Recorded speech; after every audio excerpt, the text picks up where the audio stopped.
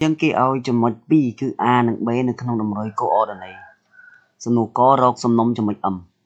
Sầm nụ có rọc coordinate này cho một nên lừa bật toát phong nên lừa sầm nông cho một âm là dân rọc pi lừa phong. Là dân mà mơ đầm nó sai rồi bỏ được ru tụi ọc ní. Có rọc sầm nông cho một âm. Ta âm nâng sầm nông cho một âm nâng lừa pi đẹp chọp kia tới nâng từng o cho một từng o nâng ta cùng bàn tới chia vậy. Rồng vuông rồi có chia bật toát rồi có chia parabol ឬក៏ជាអីផ្សេងៗឥឡូវយើងមើលបំរាប់គេមាន2ចំណុច A និង B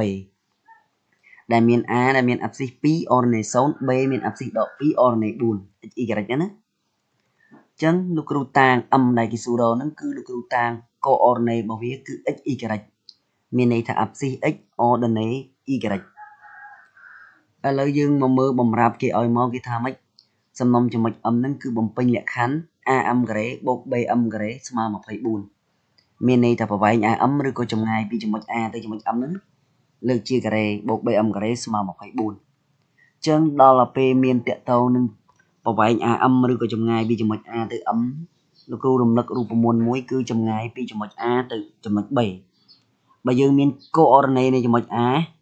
ដែល a មាន abscisse x អង y អង b x ដឺ y ដឺអញ្ចឹងប្រវែង AB យើងដឹងណាចម្ងាយពីចំណុច A ទៅ B ហ្នឹងគឺ x ដក x លើកជាការ៉េបូកនឹង y ដក y លើកជាការ៉េបើយក x ណាដក x ណាក៏បានតែយើងនិយមយកអាចុងដកដើមណាចាឥឡូវលោកគ្រូយក x ដឺដក x អង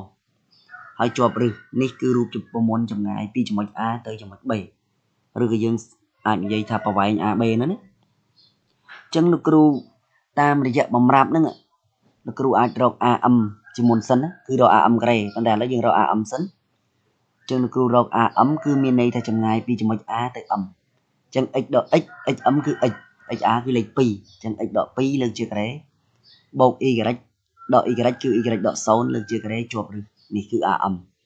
បានប៉ុណ្ណេះហើយលោកគ្រូបលាត A ដក B លើកជាការ៉េធម្មតាណាចំនួននៅក្នុង radical នេះ A ការ៉េដក 2AB បូក B ការ៉េទូ B 2ណា2គុណ2 4ហើយបូក B ការ៉េ2ការ៉េ4ដោយឡែក0យើងមិនបាច់ដាក់ទេណា y ដក0 y ដដែល y លើកជាការ៉េហើយលោកគ្រូទាញរក AM ការ៉េមកគឺចេញពីរឹសរួចធម្មតាតែយើងលើកជាការ៉េទៅចឹងចំនួននៅក្នុង radical គឺចេញរួចបានប៉ុណ្នេះបាទហើយបន្តមកទៀតលោកគ្រូរក BM ការ៉េមុននឹងរក BM ការ៉េគឺរក BM ជាមុនសិនចឹងមក x ដក x x របស់ m ដក xb គឺដក2ចឹងដកទៅប៉ះដកយើងបានបូក x បូក2លើកជាការ៉េ y ដក4លើកជាការ៉េប្រៀបមក a បូក b លើកជាការ៉េចឹងនេះទូ ax ទូ b លេខ2ចឹង a ការ៉េបូក 2ab បូក b ការ៉េ2 ដង4ណាហើយនេះ a ដក b លើកជាការ៉េទូ b 4ណាបាទ4គុណ2 8បូក b ការ៉េគឺ4ការ៉េយើងបាន16ចឹងយើងប្រៀបបានប៉ុណ្្នឹងបន្តមកទៀតលោកគ្រូចាប់ផ្ដើមស៊ីសងលេខមកអាណាស៊ីសងកើន4បូក16នេះយើងបាន20ហើយតួផ្សេងដែលស៊ីសងមិនកើតលោកគ្រូទុកនៅដដែលដូចមិញដែរលោកគ្រូលើក BM ហ្នឹងទៅជាការ៉េដើម្បីឲ្យចេញពី radical រួចអញ្ចឹងលោកគ្រូលើកជាការ៉េមកបានប៉ុណ្នេះ x ការ៉េបូក 4x បូក y ការ៉េដក 8x បូក 20ឥឡូវយើងរកឃើញ AM ការ៉េនិង BM ការ៉េរួចរាល់ហើយណាតែលក្ខខណ្ឌយើងពីខាងលើនេះគឺ AM ការ៉េបូក BM ការ៉េស្មើ24អញ្ចឹងលោកគ្រូតាមលក្ខខណ្ឌពីខាងលើនេះលោកគ្រូចាប់ផ្ដើមជំនួសនៅអ្វីដែលរកឃើញពីខាងលើដែល AM ការ៉េជួសដោយប៉ុណ្នេះណា x ការ៉េដក 4x បូក 4 បូក y ការ៉េចំណែកឯ BM ការ៉េលោកគ្រូជួសដោយ x ការ៉េបូក 4x បូក y ការ៉េដក 8y បូក20ស្មើនឹង24មកឥឡូវយើងចាប់ផ្ដើមស៊ីសងបាទគឺ 2x ការ៉េបូក 2y ការ៉េដក 8y ស្មើ0ព្រោះ x ដក 4x បូក 4x អស់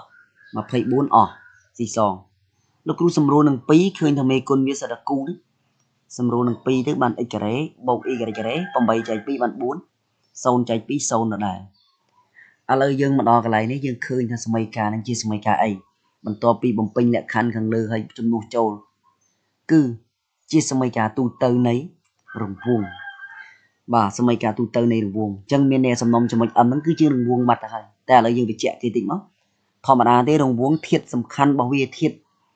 សម្គាល់រង្វង់ហ្នឹងគឺមានផ្ចិតនិងកម្មអញ្ចឹងលោកគ្រូចង់បញ្ជាក់ផ្ចិតនិងកម្មបន្ថែមទៀតដើម្បីឲ្យកាន់តែវាប្រសើរ បាទអញ្ចឹងវាមានរាងទូទៅគឺ x ការ៉េបូក y ការ៉េបូក ax បូក by បូក c ស្មើ0រាងនេះគឺជារាងទូទៅនៃរង្វង់បាទអញ្ចឹងយើងមើល x ក៏ការ៉េ y ក៏ការ៉េជាប់ប្រមាណទីបូកហ្នឹងអានឹងជារង្វង់ហើយចាឥឡូវយើងរកមេគុណ a មក a ជាមេគុណ x ខាងលើអត់មានទេអញ្ចឹងមានន័យថា a ធំហ្នឹងគឺស្មើ0 b ធំដែលជាមេគុណ y គឺត្រូវនឹងដក4 c អត់មានដែរទេនេះអញ្ចឹងគឺ c ធំគឺស្មើ0ដែរអញ្ចឹងជាសមីការទូទៅនៃរង្វង់បាទអញ្ចឹងឥឡូវយើងស្គាល់ a ធំ b ធំនិង c ធំអញ្ចឹងលោកគ្រូចាប់ផ្ដើមបញ្ជាក់ផ្ចិតនឹងកម្មតែម្ដងទៅណាអញ្ចឹងដើម្បីបានផ្ចិតគឺយើងតល់តែរក a តូច b តូចពីព្រោះផ្ចិតគឺមានរូបមន្ត a តូច e ហ្នឹងកូអរណេវាគឺ a តូច b តូចហើយយើងរកកម្មជាបន្តទៀតណាឥឡូវលោកគ្រូរក a តូចជាមុនសិននេះលោកគ្រូដាក់ពណ៌ក្រហមមានន័យថាជារូបមន្តដែលយើងត្រូវចាំខ្លួនឯងណាគឺស្មើដល់ a ធំចែកជា2 a ធំ0 0ចែកជា2 0 b តូចគឺស្មើដល់ b ធំចែកជា2អញ្ចឹងដក4ចែកជា2ហើយរូបមន្តដកស្រាប់ចឹងដកបាដកបូកណាយើងបាន2តែបើប្អូនមិនចាំរូបមន្តនឹងទេប្អូនអាចរកតាមសមីការស្តង់ដារបានគឺយើងបំផ្លែងសមីការទូទៅឲ្យចូលទៅជាសមីការស្តង់ដារក៏បានដូចគ្នាណាអញ្ចឹងយើងមាន2របៀបឥឡូវលោកគ្រូរកតាមរូបមន្តនឹងតែម្ដងទៅមកឥឡូវយើងរក air មួយទៀតដែលយើងមានរូបមន្តលោកគ្រូដាក់ពណ៌ក្រហមហ្នឹងមានន័យថារូបមន្តដែលយើងត្រូវចងចាំបានយើងអាចអនុវត្តលំហាត់នឹងបាន c ធំគឺស្មើ a តូចការ៉េបូក b តូចការ៉េដក a ការ៉េ a តូចការ៉េលោកគ្រូជំនួសចូល c ធំគឺជួរដោយលេខ0 a តូចជួរដោយលេខ0 b តូចជួរដោយលេខ2អញ្ចឹង0អស់ហើយយើងមិនបាច់ទៅខ្វល់ទេណាយើងបោះ a ការ៉េមកស្ដាំមកដកបោះមកបូក a ការ៉េស្មើ2ការ៉េអញ្ចឹង a ស្មើ2ណា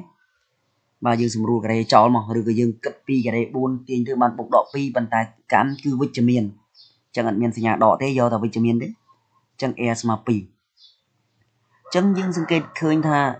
សមីការដែលយើងបំផ្លែងបានហ្នឹងគឺជាសមីការទូទៅនៃរង្វង់អញ្ចឹងសំណុំចំណុច m ហ្នឹងគឺជារង្វង់ដែលមានផ្ចិតបាទបញ្ជាក់ផ្ចិតប្រាប់គេបន្តិចមកគឺផ្ចិត a តូច b តូច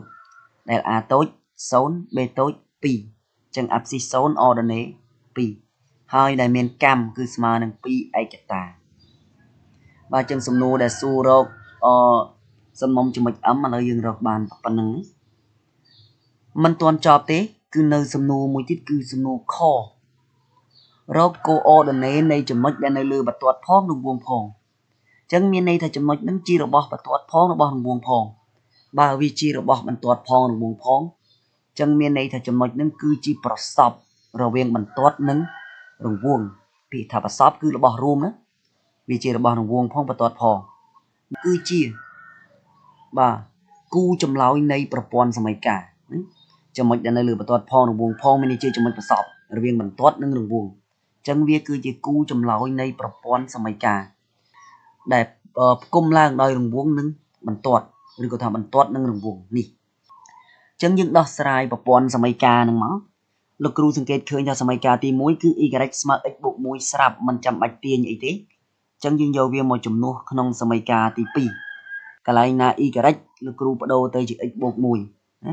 កន្លែងណា y លោកគ្រូបដូរទៅជា x បូក1អញ្ចឹងសមីការគឺវានៅសល់តែអញ្ញត្តិមួយទេគឺអញ្ញត្តិ x បាទអញ្ចឹងលោកគ្រូដាក់ថាយក1ជំនួសក្នុង2ណានេះ x ការ៉េលោកគ្រូទុកដដែល y លោកគ្រូបដូរទៅជា x បូក1អញ្ចឹង y ការ៉េយើងបាន x បូក1លើជាការ៉េដក 4y y យើងបដូរទៅជា x បូក1មកបលាតណាអានេះ x ការ៉េលោកគ្រូទុកដដែលហើយនេះ a បូក b លើកទៅជាការ៉េ a ការ៉េបូក 2ab បូក b ការ៉េហើយអានេះយើងបលាតចូលមកបានដក 4x ដក4ស្មើ0យើងស៊ីសងមក x ការ៉េបូក x ការ៉េយើងបាន 2x ការ៉េបូក 2x ដក 4x អញ្ចឹងយើងនឹងសល់ដក 2x 1ដក4យើងបានដក3ស្មើ0ដោះស្រាយសមីការ degree ទី2តាម discriminant មកអញ្ចឹងយើងរកតាម delta ក៏បាន delta prime ក៏បានតែដោយសារលោកគ្រូឃើញថាតួ b ជាចំនួនគូអញ្ចឹងលោកគ្រូរកតាម delta prime ណាដែល a ជាមេគុណ x ការ៉េគឺលេខ2 b ជាមេគុណ x គឺដក2 c គឺដក3ហើយ b ព្រីមគឺស្មើ b ចែកជា2ណាអញ្ចឹងដក2ចែកជា2យើងបានដក1មកអនុវត្តរូបមន្ត delta prime ស្មើ b ព្រីមការ៉េដក ac ដាក់រូបមន្តឲ្យមកវិញណាខ្លាចអត់ចាំ b ព្រីមដក1លើកជាការ៉េដកលើជាការ៉េបានបូកអញ្ចឹង1ការ៉េបាន1ដក ac a2 c ដក3អញ្ ចឹងដកទៅប៉ះដកបូកណា3 ពីដង 6 6 បូក 1 យើងបាន 7 x អងចឹងរកឬ data ហើយណាឬ data ព្រីមគឺស្មើឬ 7 ចេញអត់រួចទេណាចឹងមានចំនួនអក្សរនិទានហើយជាប់ radical បាត់ហើយចឹងឬរបស់យើងគឺត្រូវជាប់ឬដែរណាគឺ x អងស្មើដក b ព្រីមបូកឬ data ព្រីមលើ a ដោយ b ព្រីមយើងដក 1 ចឹងរូបមន្តដកប៉ះដកបូកបូកឬ data ព្រីមគឺឬ 7 នៅលើ a គឺ 2 ដោយឡែក x ដឺគឺខុសតែសញ្ញាទេរូបមន្តគឺវាឆ្លាស់គ្នាចឹងគឺលោកគ្រូដាក់រូបមន្តមកនេះគឺ1ដកឬ 7 លើ 2 ដូចនេះខុសតែសញ្ញាដកកដាលចឹងមានន័យថាបើសមីការមានឬ 2ចំណុចប្រសពនៃបន្ទាត់នឹងរង្វង់ហ្នឹងក៏មាន 2 ដែរចឹងយើងរក y មកនេះយើងដឹងហើយថា y តាមសមីការ1នេះគឺស្មើនឹង x បូក 1ចឹងយើងសិក្សាពីករណីទី1 x ស្មើ1បូកឬ 7 លើ 2នាំឲ្យ y ស្មើនេះលោកគ្រូស្រង់មកវិញខ្លះអត់យល់ស្មើ x បូក 1ដែល x លោកគ្រូជំនួសដោយ1បូកឬ 7 លើ 2ហើយបូក 1 មកតម្រូវភាគបែងអូនចឹងយើងតម្រូវភាគបែងគុណ 2 ឡើងទៅលើបាទភាគបែងរួមវា 2ណាចឹង2គុណ1 2ហើយ2យើងយកទៅបូកជាមួយនឹង1មកព្រោះអីបានភាគបែងដូចគ្នាហើយយើងបូកគ្នាបានហើយស៊ីសងបូកដកភាគយកនឹងភាគយកភាគបែងទុកនៅដដែលទុករួមចឹង2បូក 1យើងបាន 3 បូកឬ 7 លើ 2នេះគឺជា y ចឹងចម្លើយចំណុចយើងគឺមាន2ប្រព័ន្ធសមីការយើងចម្លើយវាមាន2គូនេះណាឥឡូវគូទី1រកឃើញឥឡូវគូទី2ករណី x ដឺបើកន្លែងនេះជួយកែតម្រូវឲ្យលោកគ្រូបន្តិច x ដឺហ្នឹងគ្រូច្រឡំដាក់ x អងមកវិញនេះ x ដឺស្មើ1ដកឬ 7 លើ 2ចឹងនាំមក y ស្មើ x បូក 1នេះចឹងគឺស្មើ1ដកឬ 7 លើ 2យើងជំនួសចូលណាបូក 1បាទតម្រូវភាគបែងដូចមុនមកអញ្ចឹងខុសតែសញ្ញាបន្តិចទេគឺអា1បូកអា1ដកបាទតែកន្លែងនេះជួយបដូរឲ្យគ្រូទីផងកន្លែងនេះ x ដឺណាមិនមែន x អងអញ្ចឹងដូចនេះយើងរកឃើញពីករណីហើយអញ្ចឹងមានន័យថាចំណុចប្រសពដែលជាចំណុចនៅលើរង្វង់ផងបន្ទាត់ផងគឺមាន2គឺទី1 x អង